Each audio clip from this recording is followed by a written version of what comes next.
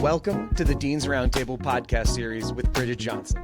Each month, we bring you game-changing conversations about K-12 education and leadership. Join us as top educators, field experts, and administrators share actionable strategies to transform your school community. Let's dive in.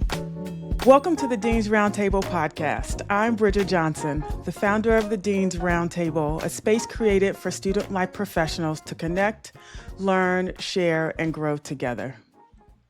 Today, we're joined by someone whose life work is all about hope, healing, and human connection. Yuri Mello is a licensed clinical social worker with over 20 years of experience, a proud father of 5, and the co-founder of School Pulse, a transformative student support service reaching hundreds of schools across the nation. After experiencing the heartbreak of multiple teen suicides in his community, Yuri helped launch School Pulse in 2017 to bring positivity, optimism, and mental wellness tools straight to students, parents, and educators through simple, powerful text and email messages. He's also the author of Mind Over Gray Matter and the teen favorite, Know Thy Selfie, and the creator of Adventure-Based Therapy, which combines nature and personal growth in innovative ways. With a mission to bless the human family, Yuri's work weaves together kindness, science, and soul. We're thrilled to have him at the table today. Welcome, Yuri. Thanks for being here. How are you? I'm doing very well. Bridget. It's lovely to see you. You look fabulous today. And thank you. Like you said on the pre-show, let's see where this takes us. I'm excited to see where our discussion goes, and hope that it will be good for you and good for your awesome listeners. So excited for being here. Thank you. Awesome. Well, then let's start at the beginning. What was the moment that made you say, we need to do something different, and led to the creation of School Pulse? Yeah, I appreciate the question. So I live in this really lovely community here, kind of in southern Utah, the southwest corner of Utah. It's St. George, Washington. We're probably about an hour and 45 minutes away from Vegas. Everybody's fairly familiar with Vegas. But it's just lovely. It's beautiful. It's almost idyllic in a sense. And in 2017, we had about 6 or 7 student suicides here in our community. We have about 5 high schools. At that point, I had 2 of my oldest daughters were attending Desert Hills High School with a fabulous principal, super innovative guy. But he lost 2 students to suicide, and then later in the year, he actually ended up losing another student to an accident of sorts. But he's the one that actually reached out to me, so I can't really take credit kind of for the genesis of it. Fair enough. It was really kind of, we had a relationship at that time. I had written my books by then. He was familiar with me. I'd had some interactions there with him at his school. And he reached out to me, I think in part because he was just experiencing a tremendous amount of pressure. I mean, you can imagine, right? I mean, as the principal of a school, and you experience the loss of 2 students to suicide, I mean, whether it's at the district level or even from the community as a whole, is just experiencing a ton of pressure.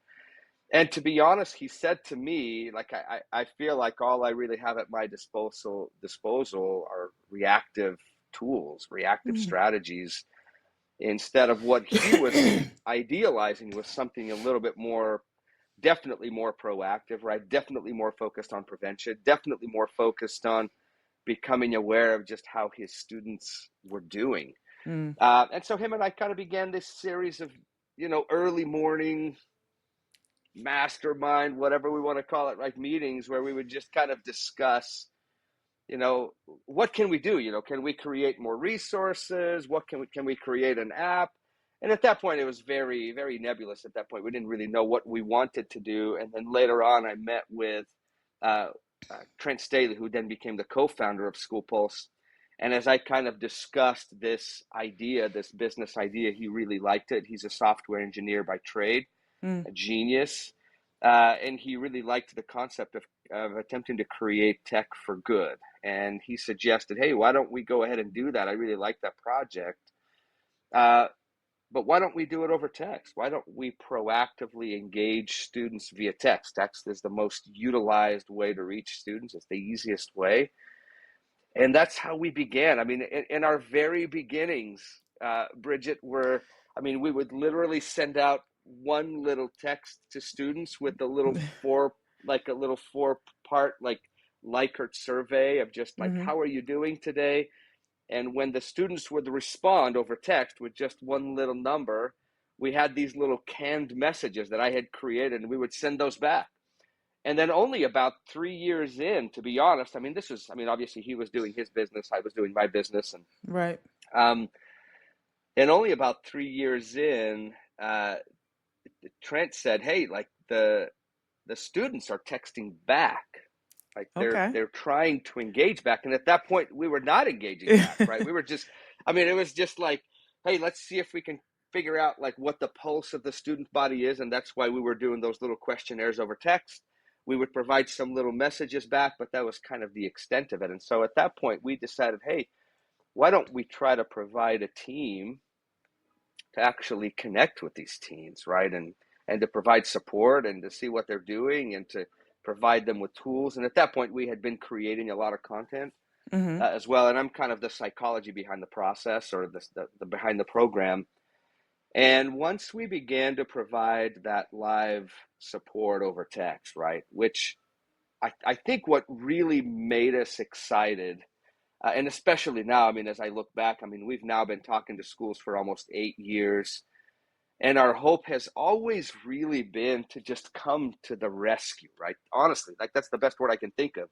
Because when we talk to administrators, when we talk to school counselors, when we talk to student service directors and supers, they tell us about the overwhelm, right? They don't have enough resources to reach out to all the kids. Sure. They don't have enough tools to provide all the support that they need, whether it be with mental health issues or behavioral issues or with suicide prevention efforts.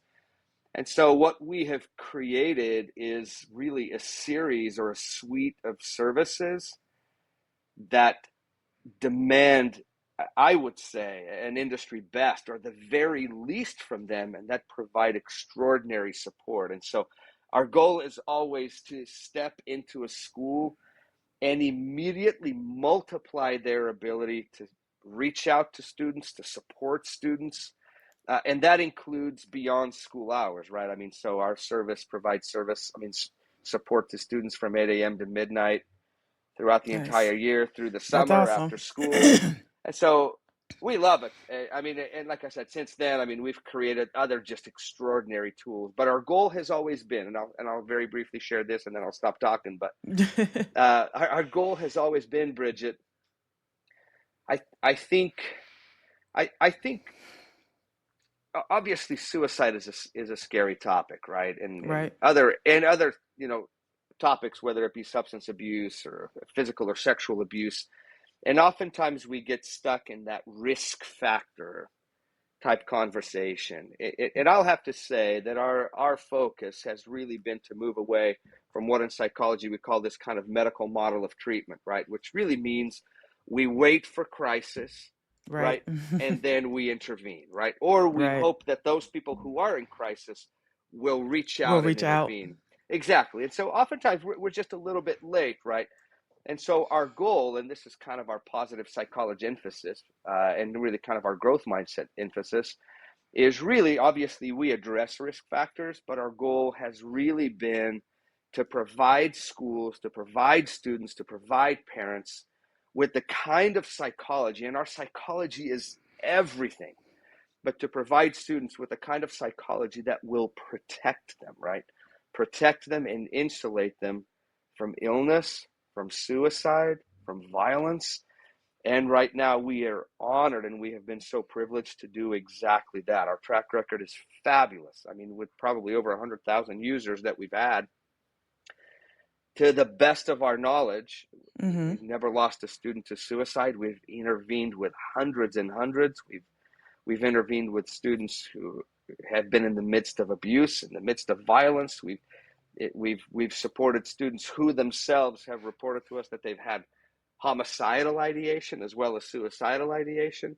And we're just incredibly honored to be in schools, and to be providing some direct support. And maybe we can go into some of those stories later on, but it's been amazing. Of course, I want to say that very cautiously, because I mean, I've been a therapist for 20 years. I mean, Right. and I've lost clients to suicide. and I know that ultimately we can't fully stop that, right? Right. But man, we have been able to do some extraordinary work with teens. And I think part of our magic sauce is that twice a week, once students opt into our service, right? And they don't have to Mm-hmm. download anything. It's not an application. Okay. They literally scan a little QR code and they immediately receive a text on their phone that just says, Okay. hey, welcome to School Pulse. How are you? And from that day on, we proactively engage those students on Tuesday and Friday. On Tuesday, we deliver our, what I would say are just our awesome student success videos, which are filled with our positive psychology, growth mindset, and cognitive strategies. And then on Friday, we do a variety of other content that's inspirational, and that's where we do our little questionnaires. And we provide that data live to schools, hopefully to inform their current efforts and also, of course, to inform their future interventions. So it's a remarkable service. We promise it won't burden schools. We're obsessive about that. We will Mm-hmm. not do that. We're actually coming and providing you the kinds of solutions that you've been asking us to create, and that's what we do. So anyway, super long intro, probably more than you wanted to know, but here we are, right, Bridget? Let's do this. No, I love it. And so thank you for providing all that intro. And I do have, a couple of questions after Go that. for And it. so you've worked with thousands of students. I mean, you said that yourself. And so what have you learned about how teens really experience support and connection today? Wow, I love that question. Let me say it this way. I think one of the most common conversations that we have, and I'll lead into it this way, that whenever we reach out to students, we realize that we're reaching out to minors, right? And Right. that's sensitive, and that's sensitive. It's sensitive and challenging at the same time.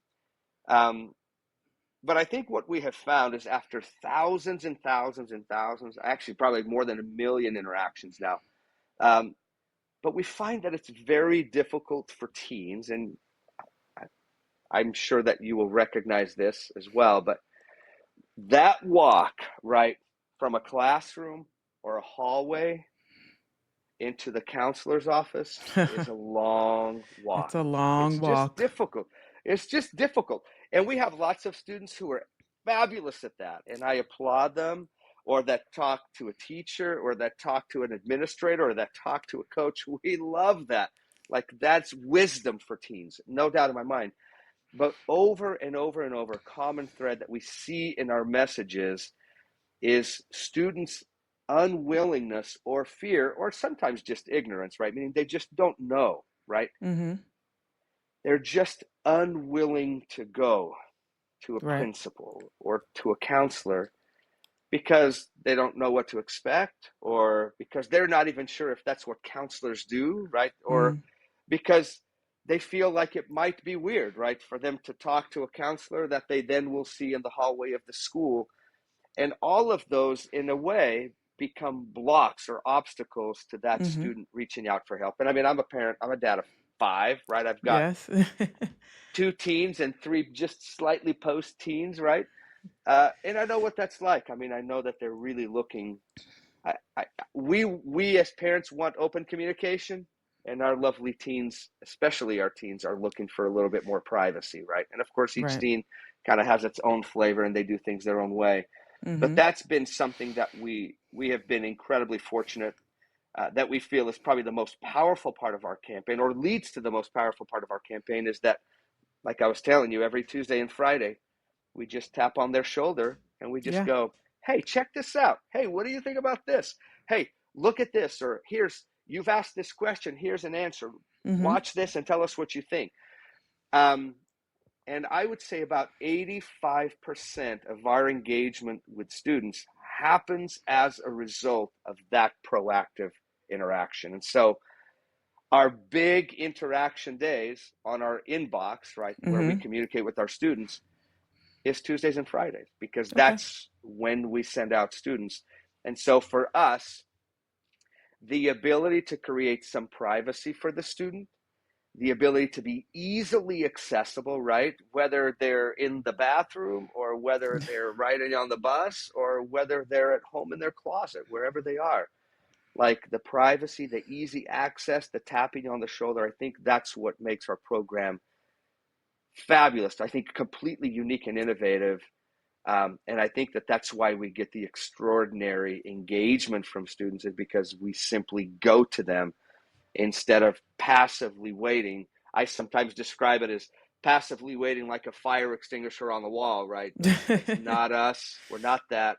We're Right. actually proactively engaging them and providing content that's relevant, that's not cringy, that's Mm-hmm. exciting. And man, that's going to feed them with an extraordinary mindset, because that's what they're going to need. They're going to need a mindset that can potentially create some hope and optimism and help them to perform better, which I think is what all schools want, right? Is Oh, how do we get our absolutely. kids to perform better? So, Absolutely. anyways, Perform and yeah, engage, I would say. But for absolutely. For those who are skeptical, I'm going to play devil's advocate here, Let's do it. Let's do it. especially in a time where, people are talking about the digital connection and is often blamed for, mental health issues or mental health on the decline. So how do you kind of combat those naysayers and say, this is something that's really helpful and working for students? Oh, I love that. I think, first of all, the first thing that I tell them is that we're manned by live people, right? Okay. So, number one, like, we don't overwhelm students with messages. In fact, I'll tell you a little bit of our brief history, right? We started out with that one message, right? That was Mm-hmm. kind of our one thing. And then as we grew, right, we actually went to three messages. We were sending out Monday, Wednesday, Friday, and those were just Okay. brief messages with very short messages, sometimes just inspirational quotes, sometimes content that was fun and engaging, sometimes our videos. And as we listened to students, we've actually gone from three to two, right? We've had some Okay. students that are saying, like, three is too many, Too right? Okay, much. so we'll go down to two, right? Okay. But our goal is when students engage back, we're not connecting them with AI. We're connecting them with real people, licensed Okay. professionals like myself, or trained paraprofessionals Okay. uh, that are trained, QPR trained or mental health first aid trained. And we have some lovely partnerships with some universities, and we take their Oh, bachelor's and master's level social workers as well. Um, but I think it's very obvious. I mean, like I said, we've now been doing this for 7 years, and there's no, how do I say it? There's no dependency or addiction factor to our program. That's gotcha. not how it works. You know what I mean? Like, it's, I mean, obviously we try to be engaging. We try to provide content to teens that's attractive to them, right? That's relevant to what they're thinking about. We know that they open 98% of everything we send them. Okay. We have great, we know that less than 3%, and this is a fabulous statistic for us, less than 3% of our students opt out of our service, which is incredible, Wow, knowing that that's we're great. texting Yeah. teens. But yeah, there is it, that's, our service is not like that. One of the other things that we offer, I think, this is one of the most common questions that we get, by the way, from other administrators or supers or counselors is, Mm-hmm. right, who's on the other side of the line? Who's Sure. talking to our teens? Um, and obviously, I've already kind of described that. But one of the pieces uh, that we find is that students will usually, when a student opts into our service, usually, I mean, they're very engaged, right? I mean, they Okay. come on, they want to know exactly who we are, they want to Uh-huh. know what our team is like. And that's, by the way, that's how we answer. We answer by committee. It's really a fabulous service. So we don't have just one person responding to a team. We have an entire team Okay. that is engaging with that same student. Is really cool. And we can, write some notes and make sure that we kind of figure out who the student, or not figure out who the student is, but keep track of who that student is, some of their Mm-hmm. interests, so that we can make that conversation practical and effective. But then students will go, and they might not interact with us for a week, a month, 2 months, four Okay. months, and then they will engage again, Okay. because maybe there's a message that kind of touches them, Resonated or or mm-hmm. resonates with them, right? Or that maybe aligns with something that they're going through at the moment. Sure. Or maybe, we send one of our videos out, that talks about, are you burned out, or how to finish your Mm. year like a boss, or, goals to have an extraordinary summer, or, how to make friends, or what if you're being bullied, or whatever it is, right? And so we're always looking to connect with students based on what they're telling us. And so, but that's kind of how our engagement works with students, is they Okay. engage, and then they're maybe just kind of consuming what we send, Sure. and then they engage again, and then they're Mm-hmm. off, and then they're engaged because they're concerned about a friend, and one of their friends is acting suicidal and they want resources for them, or they want one of their other friends to join our service. And it's just the stuff we do with teens is fabulous. And I think the more I engage with adolescents, number one, I've always just been a huge fan. But I'm just more and more optimistic. I realize the challenges that youth are facing, specifically with their phones. Even though we're available during school, we don't text students until after school. I mean, and Okay. especially now, a lot of schools are kind of making sure that students don't have access to their phones, and we're in total agreement with that. We got no problem with that. Fair In enough. fact, I think the evidence is very good, right? That even the proximity, right? Even the proximity to the cell phone, I think can create kind of somewhat of a deficit and decrease their ability to perform. And I think there's some really good reasons for that. But so we're very cognizant, we're very aware, we're aware of parents' rights, we're aware of what schools want.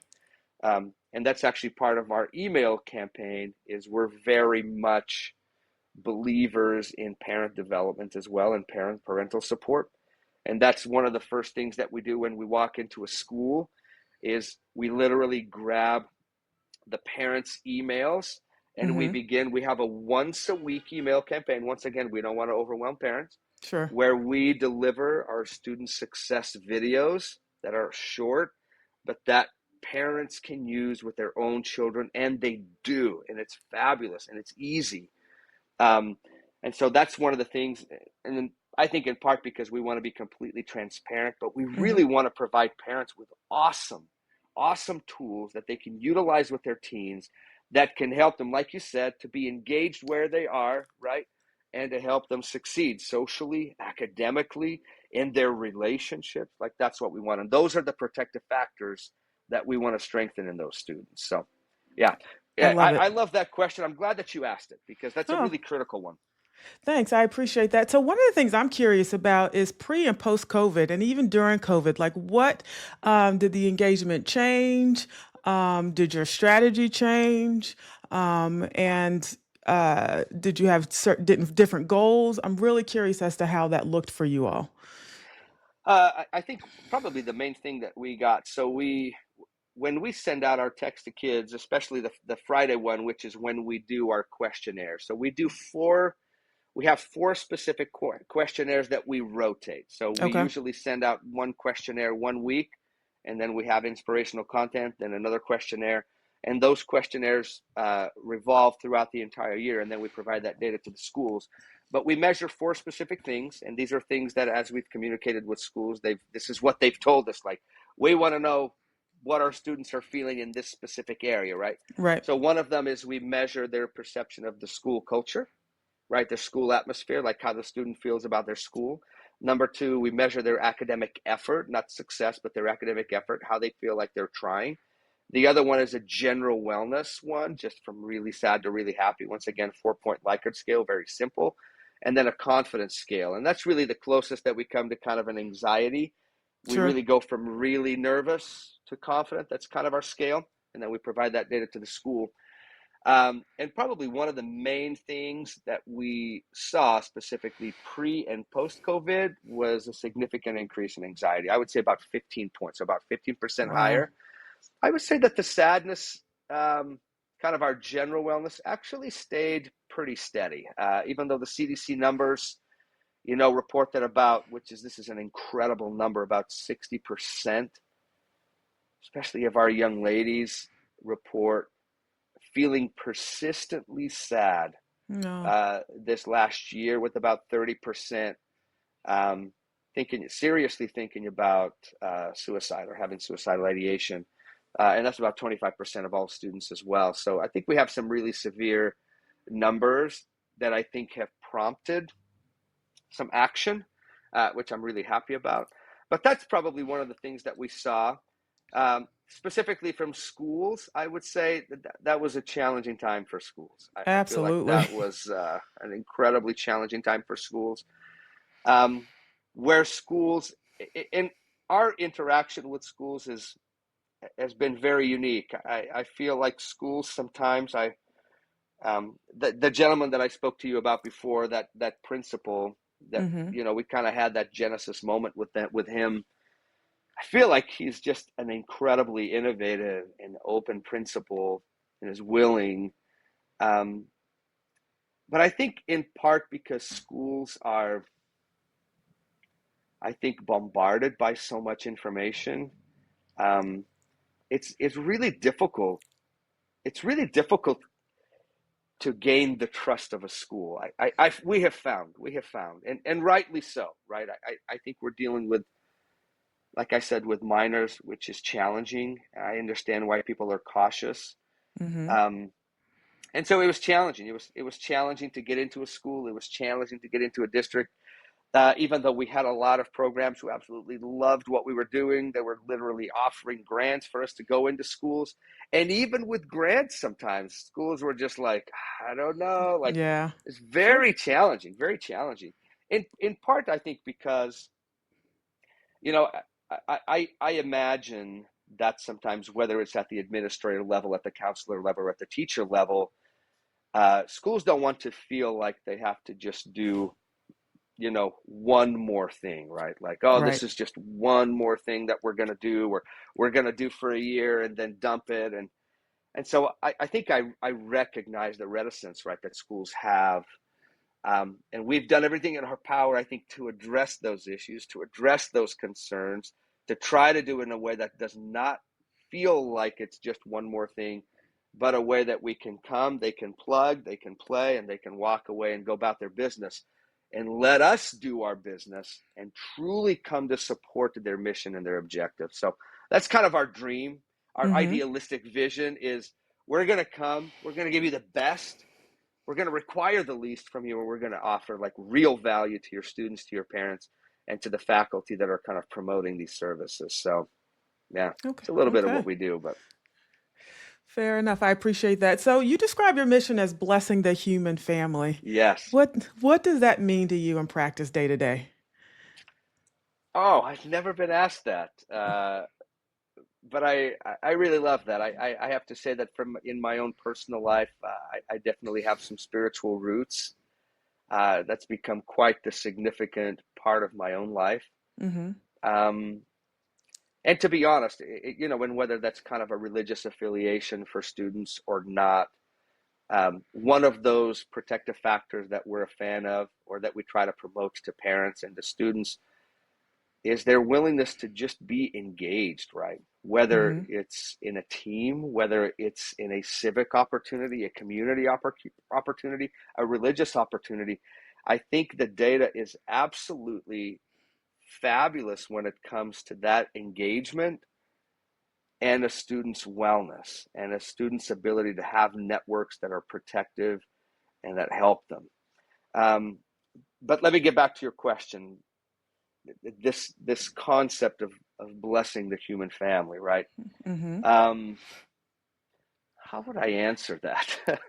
I honestly, like I said, the best way, and just to be fully transparent, I think that really originates, I think, from the concept of just kind of the brotherhood of mankind, right? The brotherhood and sisterhood of mankind. And what I feel at a high level, at a soul level, I think, as you even mentioned that initially in your introduction, at a soul level is our responsibility, in a sense, to really be our brother's keeper, right? Yes. To really love one another, to be kind, to be gentle. In fact, we have a really strict protocol in our team, and what we call our PIT crew, which is our positive interaction team, our PIT team, um, and that's really part of our mission. I feel like part of our success comes because when teens come to speak with us, we just simply greet them with enthusiasm. We greet them with enthusiasm. We thank them for being there. We match them where they are. We ask them questions. We seek to understand. And when necessary, we offer suggestions. Mm-hmm. We offer advice. We recommend our awesome videos that have been specifically designed to address the questions that they come to us with. And that's what we want to do. We truly want to bless, whether it be in a physical, in an emotional, in a psychological, or in a spiritual way. Obviously, we're not a spiritual program. We're dealing Mm-hmm. with institutions that are federal and national. So we don't engage in conversation that way. We promote engagement in whatever those students are engaged in. But obviously, we're not here to proselytize in any way that way. We're very cautious, obviously. Not even cautious, but respectful is actually a better word. We're very Fair enough. respectful of students, their opinions, their beliefs, their parents' ideas and beliefs. And our goal is to promote their relationship, number one, with their primary network, which of course is their parents or guardians or grandparents. That's our goal, is we want to strengthen that, because number one, that is the number one protective factor. That is the best suicide prevention that we could possibly give to our children, is to connect them to where they are, right? And of course, that means their family, their siblings, their friends, and these wonderful communities that schools have become. Like, Mm-hmm. I grew up in Portugal. I mean, I grew up there until I Oh, was I about didn't know 15. that. Yeah. So I actually was, I mean, this is kind of a long story, but I was born in Mozambique, long story. And then my Okay. parents migrated to Portugal, and I stayed there until I was about 15. And so started my high school years there, and then moved to the Okay. United States. Uh, and I just have to say, as lovely as school was in Portugal, and I didn't know any different, Mm-hmm. but I was completely blown away when I came to America. Like, and the amount of opportunity that is offered to students, all the way from band to choir to sports to like other groups, whether they be, peer groups, business groups, DECA. I was just blown away with the opportunity that is available in these extraordinary little communities.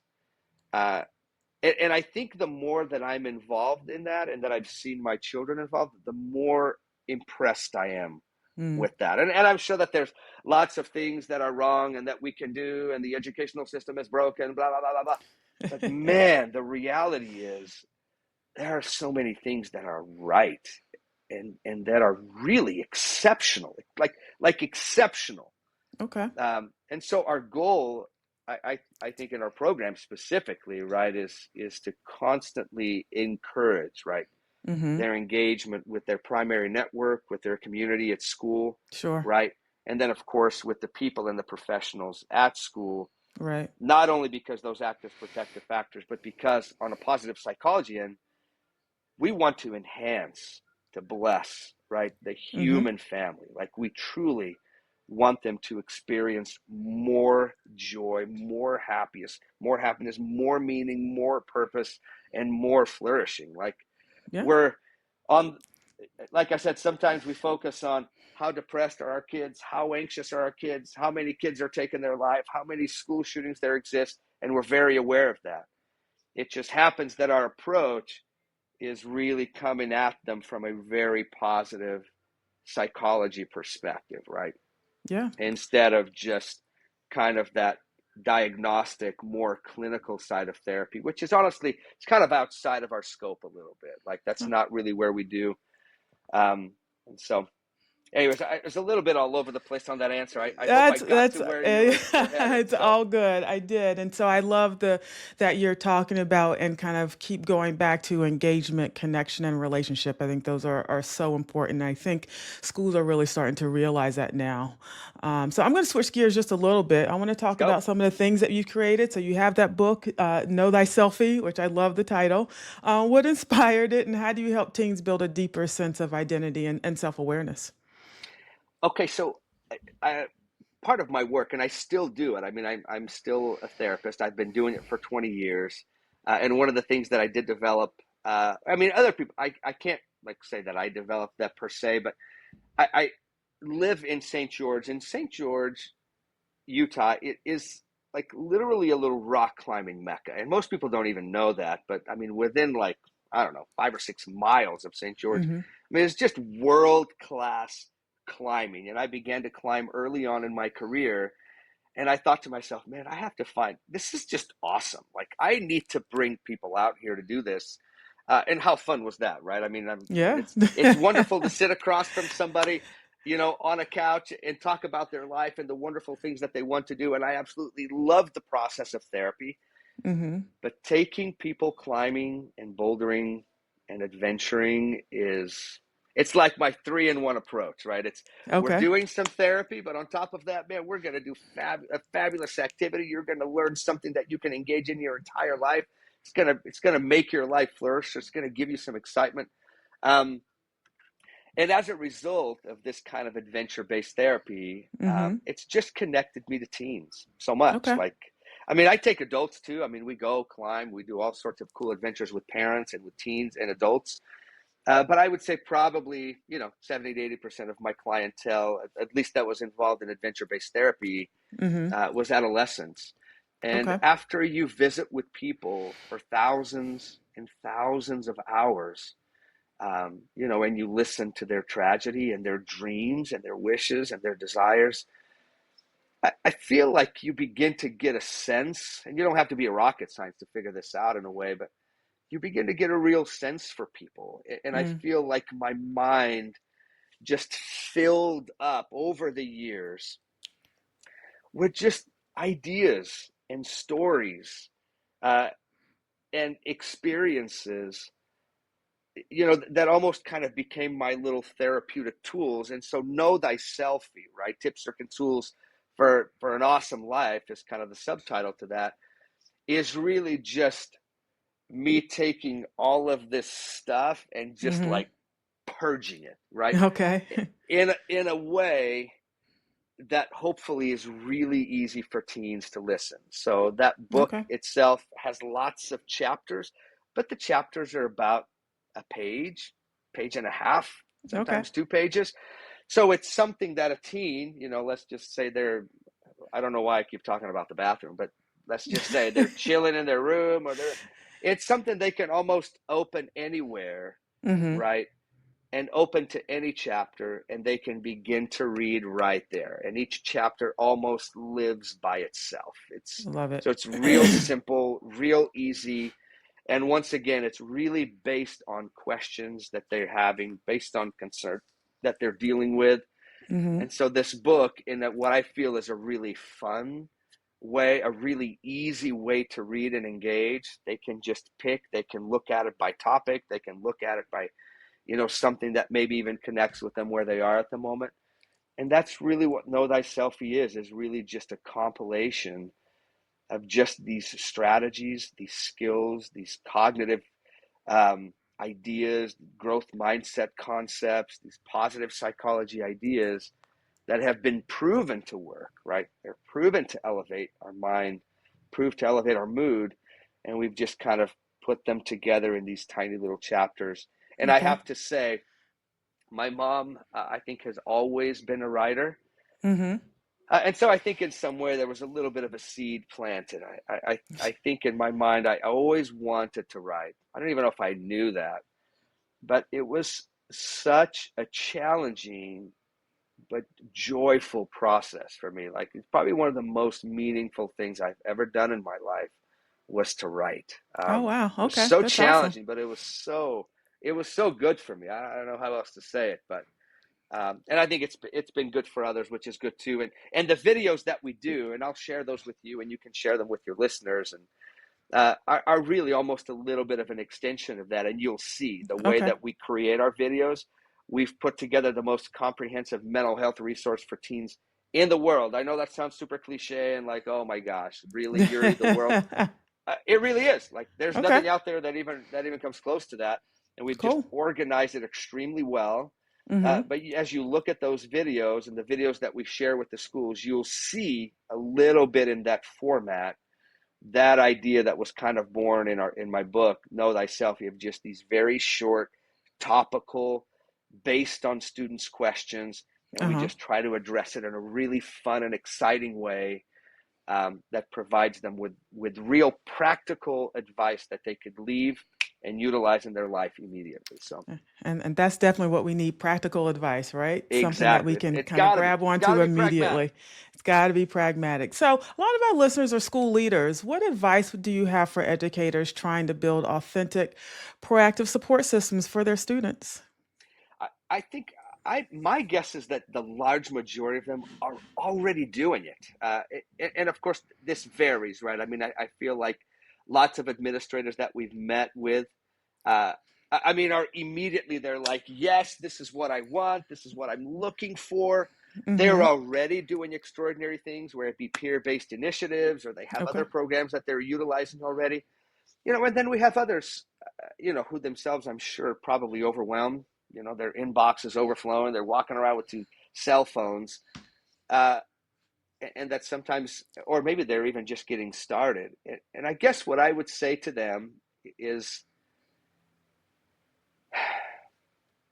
is I would say, don't be like my friend. Okay. I And what feel friend like is that? this is the that the one that I the one that I think in his humility, was not being proactive specifically, right? And he recognized that, Mm-hmm. and part of that is because he didn't feel like some of that support was coming to him even from a district point. Um, but he very quickly realized that, man, I don't want to do that anymore. And so he became, and his response, and by the way, like, we're not the company or a service that wants to come into a school and just like surgically, like, we're going to get in there and we're going to change everything. Like, we're not like that. We want to come in and just provide, I think, like what you said, is just real practical tools. Like, this is Mm-hmm. stuff that you're already doing, stuff that you're mandated to do, whether it be suicide prevention, whether it be social and emotional learning opportunities, whether it be student wellness, whatever you call it, at your school, at your state. And really, all that we want to do is just to come provide easy solutions for you that don't burden your staff, that don't have to go through hours of training, nothing like that. And real tools that are providing real support, that we can contact you when there's a need, Mm-hmm. but when there isn't, like, you're doing your job. I remember talking to a superintendent, who had lost, actually, in their district, a couple of students to suicide as well. And there was a civil suit that was going on as a result of that, which honestly is a real shame. Like, it bothers me a little bit. That's maybe another discussion for another time. But, and I think that they ended up settling, but I remember when I met that super, and him just seeing, like, our comprehensive and robust push, proactive push to educate and support. And I remember him saying to me, man, Yuri, I wish I had School Pulse in my pocket when I was walking into that courtroom. Like, I Mm. wish I did. Because a lot of, I think sometimes, right, in an effort to try to meet all of the other demands, sometimes proactive prevention takes a back seat. I've Oh, noticed that absolutely. schools, and yeah, I've Yeah. noticed that schools and system and districts are quick to jump to a couple of areas. They're quick to jump to, um, awareness, Mm-hmm. intervention, and assessment. Like, we need to assess. We need to figure out what's wrong, which is good, right? We need to create awareness, right? To boost awareness. I think that's great as well. We need to intervene, right? Like suicide crisis Right. hotlines, right? Right. But somewhere in there, I feel like there's this space. And I think the reason why sometimes prevention gets the backseat is probably because prevention is hard to measure, right? It's hard to It's measure very hard to something measure, not and happening, right? it takes time and effort. You have to be Yeah, you have to be prescriptive about it. You can't just assume that it's going to happen. You can't wish that it would happen. You have to carve out the time. You have to be intentional about it. And when people have a lot of competing interests and a lot of pressure, that's the one that can easily fall away because no one's saying you haven't done the prevention. No one's making sure, did you do the prevention today? No one's asking those questions. Bridget, wow, you said that better than I could have even thought it. and probably because of your experience in that field specifically, and that's really, I think, where we come to the rescue. And I think sometimes that's at the forefront of those superintendents. That's at the Mm-hmm. forefront of those principals.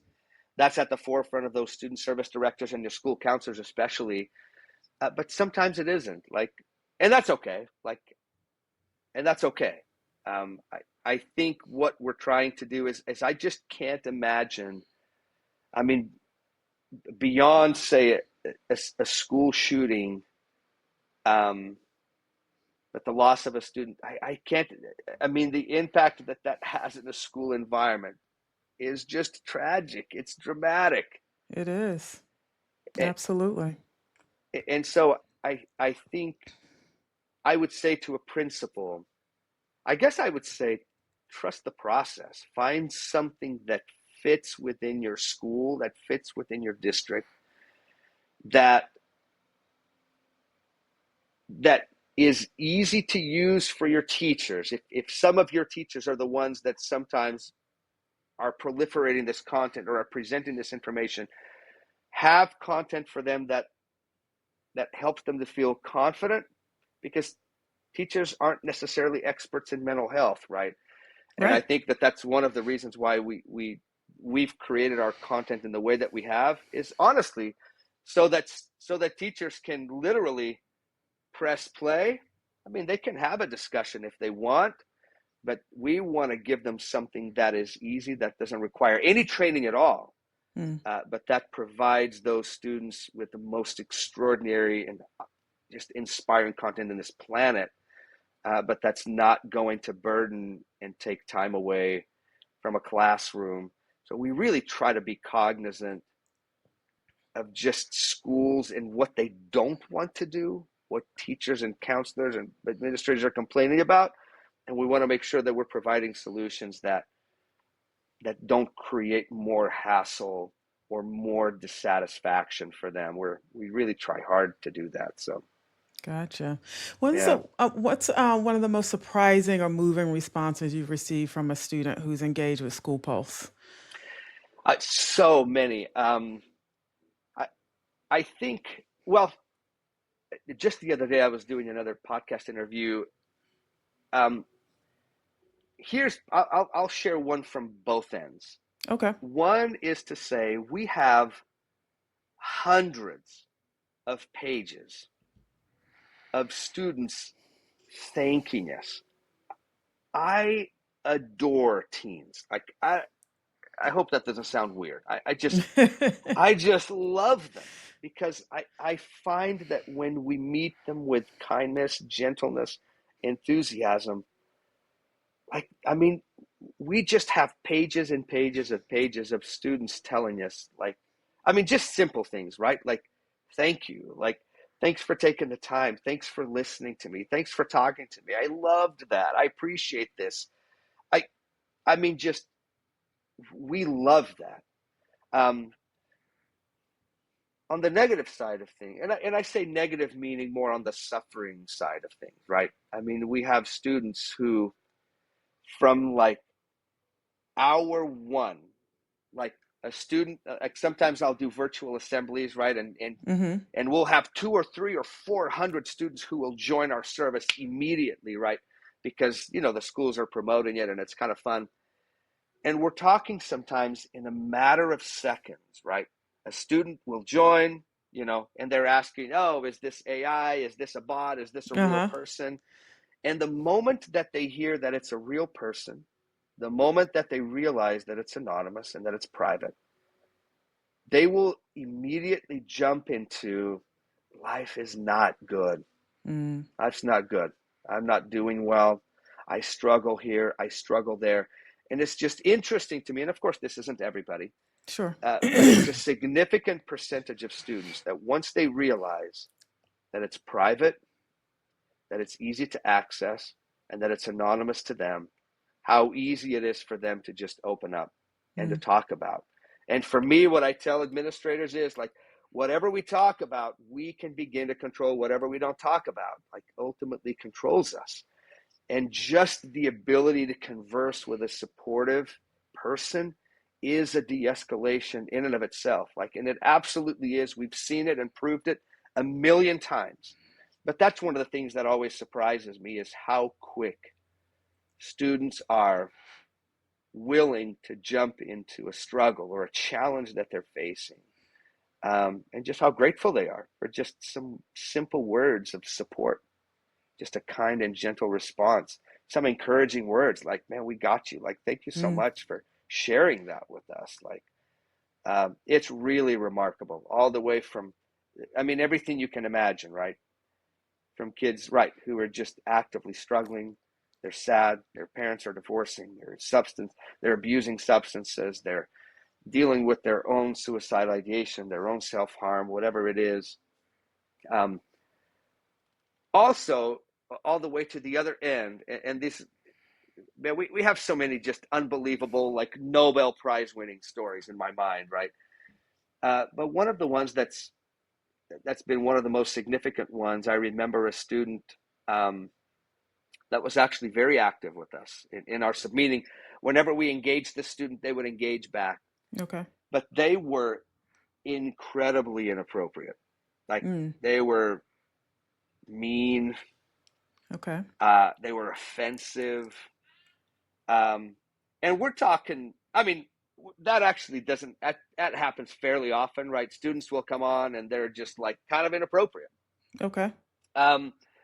Until they realize it's real people. And they go, oh. And then it kind of changes, right? But this student persisted, for months. And his language was so offensive.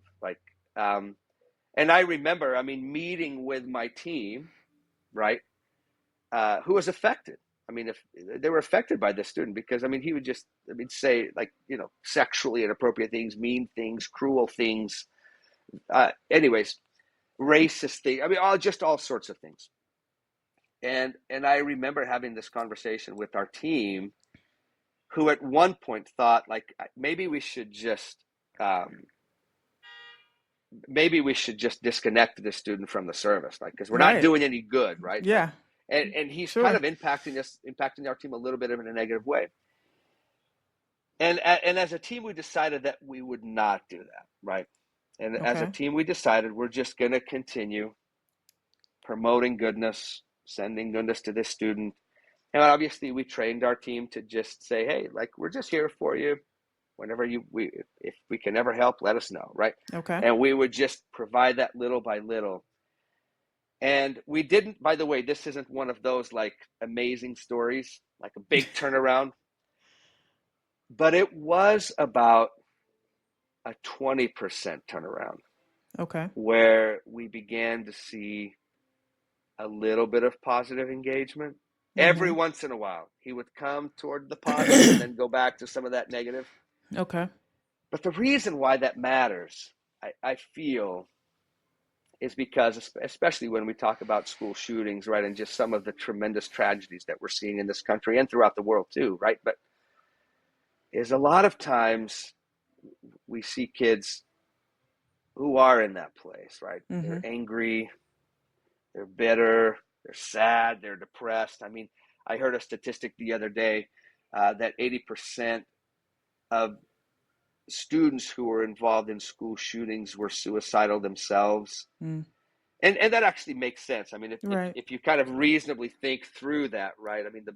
The mental process of getting to that makes a lot of sense. But we're incredibly proud as a team of the work that we did with that student, of just staying with that student and seeing that 5, 10, 15, 20% improvement in that student's engagement, because we feel like that has the potential to really make an impact with that student's life and even in that school culture and atmosphere and in prevention.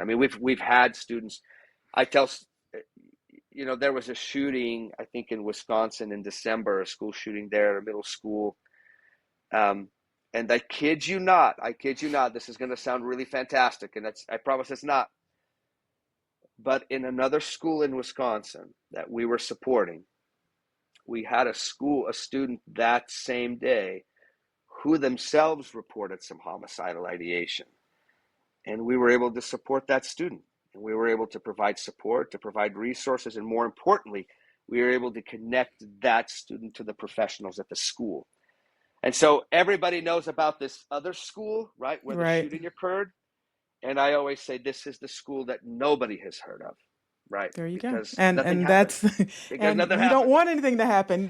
Exactly. That's why you know it's working because nothing happened. But that's kind of tricky Exactly. when you It are is. trying to kind of get the good word out there about what you do. And so, last question for Yuri: Love it. what gives you hope about the next generation of students, despite all we just talked about in terms of the negativity and all those sorts of things that can happen with regards to negativity in terms of school shootings and suicide and all that stuff? What gives you hope about this next generation? How can we all help them thrive and not just survive? I think we need to send teens into the world with confidence. I think honestly sometimes, I mean, I'm sure you've probably read or heard of the anxious generation. I don't Mm-hmm. remember the gentleman's first. And I think he paints a realistic but a very persuasive argument, right? I think for the challenges that the youth are facing in our world. I think that they face some pretty challenging things. I think whether that's with obviously phones and that technology that I think is creating some significant challenges for them, but I'm actually 100% optimistic. Number one, because we as adults, honestly, we've been the ones that have placed that. I mean, we've given them that. We say like, here you go, like, and these things are absolutely phenomenal. Um, but they can also act as this kind of tool of avoidance and as a social cocoon, like where they literally just enter this multiverse uh, that is incredibly compelling. And Mm-hmm. as a result, they're no longer here because they're elsewhere. Like our kids are forever elsewhere. And I think that that is a tragedy. But I'm absolutely optimistic that they will figure that out. They have to figure that out. They have to figure And it I out. believe Yeah. that, yeah, and I believe that they will. I mean, I'm seeing it in my own kids. Mm-hmm. I see them, in some of their own recognition of some of the harm that's coming to them and their attempts at kind of modulating and mitigating some of that damage. Um, and so I think our job as parents, I say to parents all the time, I said, do what you can and send your kids out into the world with confidence. I think we as parents sometimes, and I'll throw myself into that, I think we parent out of fear a lot. I think we parent out of fear. And I think when we parent out of fear, our need is to control. Mm. And in part because we're trying to protect. And I think our Right. intentions are good. I have no Absolutely. doubt. We are loving. Our intentions are good. We want to promote goodness, all of those things. I think that, I know that there's the old cliche, the road to hell is paved with good intentions. Okay. I actually think it's the opposite way. I think it's the road to heaven that's paved with good intention. I think our intentions matter a lot, even when we're wrong, right? Even when Yep. we don't do it quite right.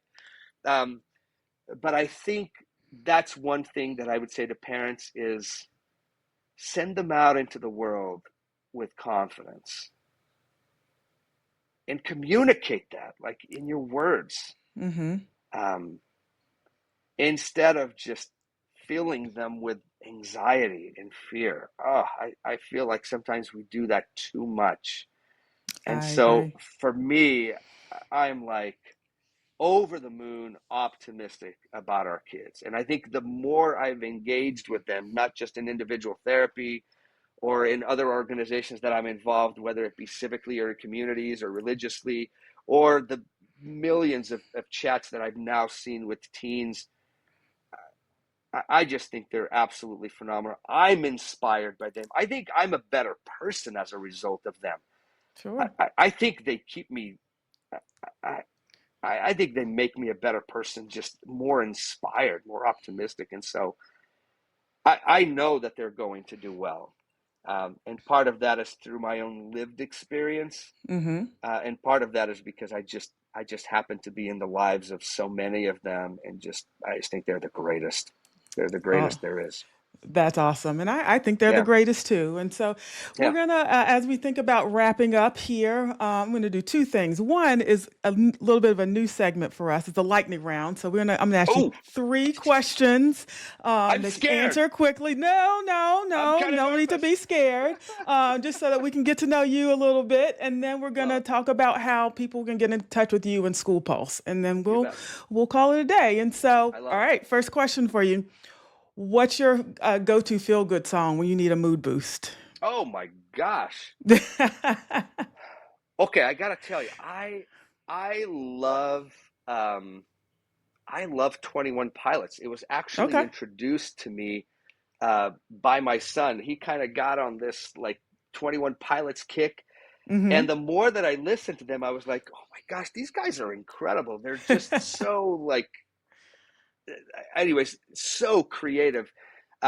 And my one of my favorite songs that whenever I play, I don't honestly I don't even know why it hypes me up other than the beat is Uh-huh.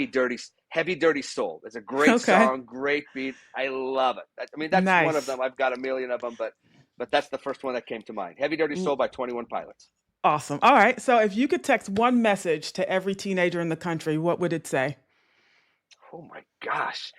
Uh, I would say what I just said to about the parents. I would say go into the world with confidence and don't let fear drive your life. You Okay. have to be in the driver's seat. Throw fear back there, like awkwardness, fear, those things are not as important as you think they are. Go into the world confidence. Don't be afraid to make mistakes. Let's just learn. Let's grow. You're going to be better, bigger, and stronger. That was a Okay. really long text. But that's it. Hey, sometimes we need some It long it text. it was a dad text. That's a my kids absolutely make fun of me. They're like, Dad, first of all, you punctuate too much in text. Don't put periods in there, and don't send me What? these Don't put texts that are like, periods. Oh no, they're like, gosh. don't put periods, because I it's It's a bunch of and like run-on sentences. exactly that's how they talk. It's so great. Wow. When I send text, and my dad's like, oh my gosh, Dad, like why are you texting me this? Like, anyways, it's so funny. That was a really long dad text right there. All good. All right, this one's probably going to throw coffee or tea. Mountain Dew, Mountain Dew? That was not pop, ready for that one. Okay. Pop for those who live out in the pop, yeah, Midwest. yeah, We yeah, call it pop. soda over Yes, here, but pop. Okay. soda, yeah, soda, pop. I'm like a soda drinker, man. I start in the morning. I probably have one then, and then one at lunch, and that does it for me. But yeah, those two. And out of the Okay. coffee and tea, I would probably go with some herbal tea, but it's rare. I don't do that a lot. Probably more No, if I'm fair like enough. sick or something. But Okay. All yeah, right. Last question for you. What's one small daily habit that helps you stay grounded? the best thing that I do when I'm at my best, I want to give you two. Can I give you two? Sure. Number one, when I start the day with a run, like a jog, a run, Mm-hmm. Yep. uh, it is like a game changer. Like I mean, it's almost it's like impressive. It's like an impressive mood boost, almost to the point that it drives my wife crazy, Bridget. I mean, she's like, you're so happy it's annoying. Like, but I'm telling you, like, when I start my day and it's like a 30, 40 hour long run, like, I mean, it's like transformational. And the other thing that I do, especially as a dad, I would say um, is I just try to greet my kids with excitement. Like I Mm, touch them, I grab them, I hug on them. Like that's probably one of the best things that I do, and I love it. So I love it. That's awesome. So, Yuri, how do people get in touch with you if they're interested in School Pulse, and what steps would they take? yeah, they can go to schoolpulse.org. I mean, they can go look at our website. That's a great way to get a hold of me. You can also email me directly at Yuri, and my name is weird. It's Iuri. Doesn't phonetically work in English very well. So Yuri at schoolpulse.org, and you can email me directly. Um, I'll send some stuff your way that if you want to Yep. share, like our, We our, we our will access to share our mental and health and resource, connect it to all of this our videos, podcast. right? Absolutely. And by the way, like people who go and look at those, you don't have to put like an email, nothing like that. You can just go access them. They're just there for you. They don't have to do anything or sign up with anything weird, just so you know. But Awesome. so, Yuri, it's been a pleasure today. I have enjoyed our conversation. Thank you so much for sharing with us about your journey and what School Pulse is doing in school communities. It's been wonderful to have you here as a guest on the roundtable. Bridget, you're next level. I love it. Thank you so much for inviting me. It was awesome. Oh, absolutely. I appreciate it. So, thank you guys for tuning in to this episode of the Dean's Roundtable podcast. If you enjoyed what you heard, like, share, and come back and see us again next time. Have a good day. Thank you for joining us for this episode of the Dean's Roundtable podcast. Is your student life program delivering on your mission? Our new K-12 student life assessment moves you beyond anecdotes to evidence-based decisions. Through comprehensive stakeholder surveys and expert analysis, you'll get concrete insights across 8 essential dimensions of student life, from culture and wellness to staff effectiveness and resource allocation. We are seeking founding partner schools to be first to experience this transformative assessment process and help shape the future of student life evaluation. And because this work shouldn't be done in isolation, join our Student Life Professionals community of practice, facilitated monthly with Trey Education. Connect with fellow deans and student life leaders for real-time support, idea exchange, and solutions to your biggest challenges. 8 sessions per year, plus ongoing collaboration through our shared messaging group. Whether you need data-driven insights, peer connection, or both, we're here to support your student life leadership. Learn more at deansroundtable.org. Today's episode was hosted by Bridget Johnson in conversation with Yuri Mello. Produced and edited by Andrick Sigmund and music by PremiumBeat.com. For any questions, contact information can be found in the episode description. And as always, thanks again for listening.